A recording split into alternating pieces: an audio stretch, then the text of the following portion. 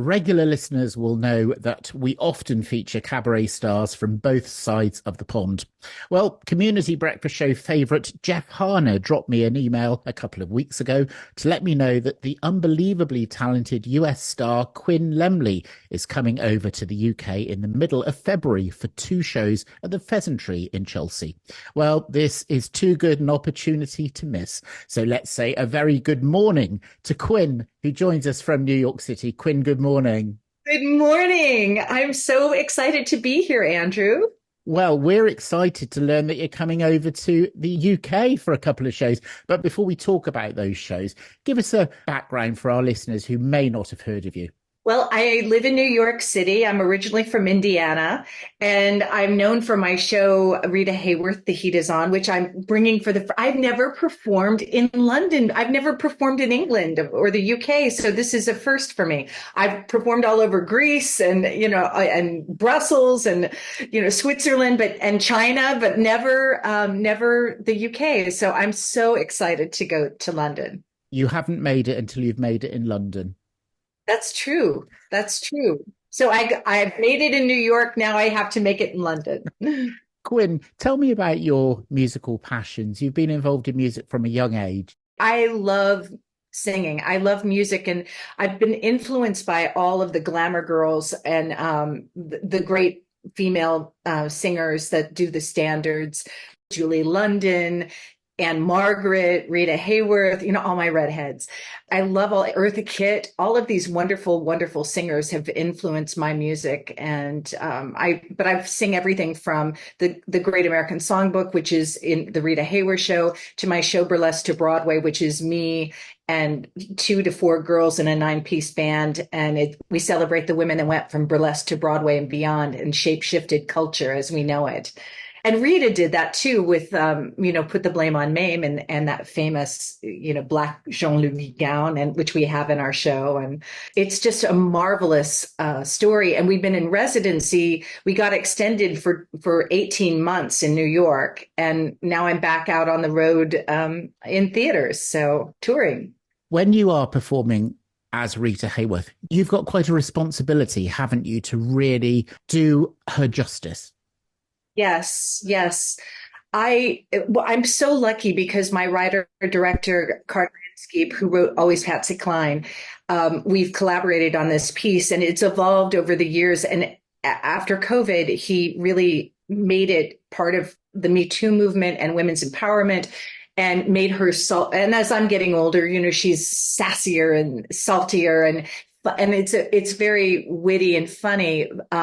But what I had to do was read everything and even go to the library and look at old magazines. And our quest was who was Margarita Cancino and who was Rita Hayworth, and what was Margarita's dreams and hopes and her vision, and who was she as a person. And of course, I read everything about Orson Welles and Prince Ali Khan and Columbia Pictures. She was the star that made Columbia Pictures. And she was also Fred Astaire's favorite dance partner. And I watched all the movies and I have the choreography, but then there's a point where you have to trust the script.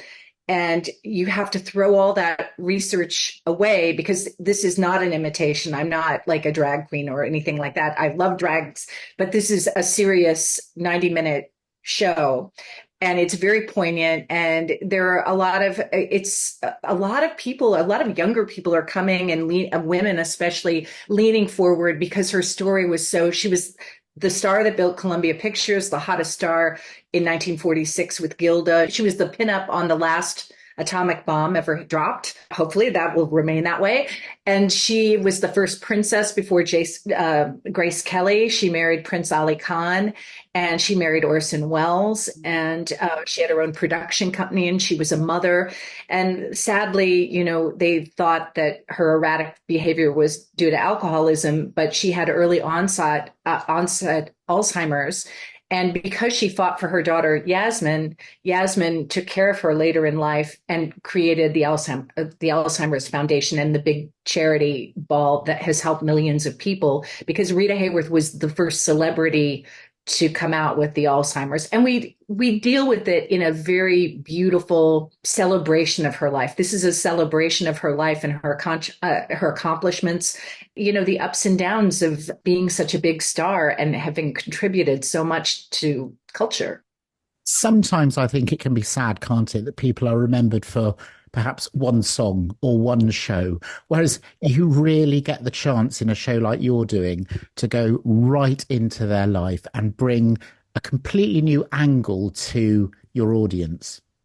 Yes, and when we first started the show, we were confined to the music of Rita Hayworth. I don't know why we did that, but then I met my husband, Paul Horton, and he was my manager and agent and producer. And he said, "Why are you guys limiting yourself? You're in the time of the Great American Songbook and the Hollywood Songbook. Why not use the music from the fabric of Rita Hayworth's life and those around her, as opposed to just because she was dubbed by Anita Ellis and Joanne Greer?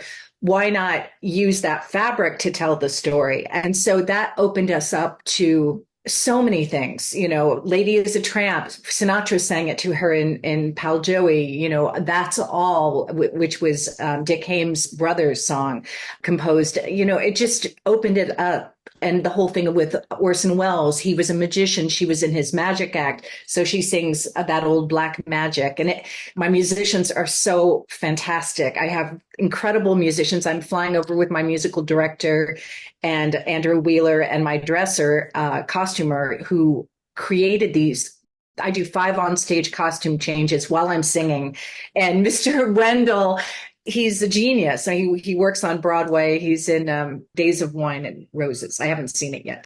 But the work that he does is so authentic to the 1940s and to the period. And it's just marvelous.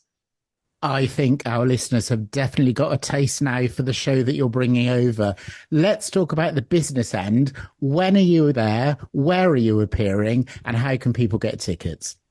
We are appearing at the Pheasantry in Chelsea on February 16th and 17th, a Friday and Saturday at 8 o'clock. And the doors open at 6:30. I think you can have dinner there, and it's £25. You can go to the Pheasantry's website is pizzaexpresslive.com, or they can go to my website if they don't want to have to search through all the other acts. They can go to quinnlemley.com and click, tickets, and then it'll take them to the appropriate page at the Pheasantry. Sadly, I'm flying back from Germany that night. Otherwise, I would have been there like a shot. But can I wish you the very best for the show? I really would love to see you back over in London at some point again for maybe one of your other shows. I would love it. I would love it. Well, we're hoping to do a tour of the UK with Rita. So I have some producers coming, and that's the goal. That is the goal. I cannot wait. This is my first time in London, and I have so many things I want to do as a tourist too that I need to see.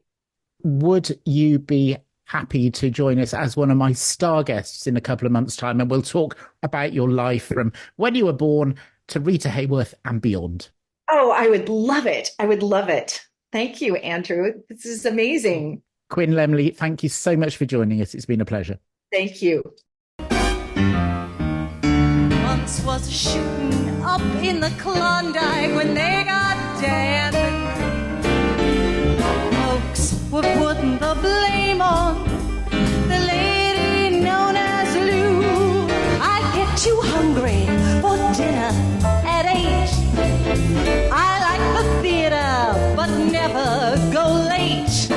Amado mio, love me forever and let forever begin tonight. Put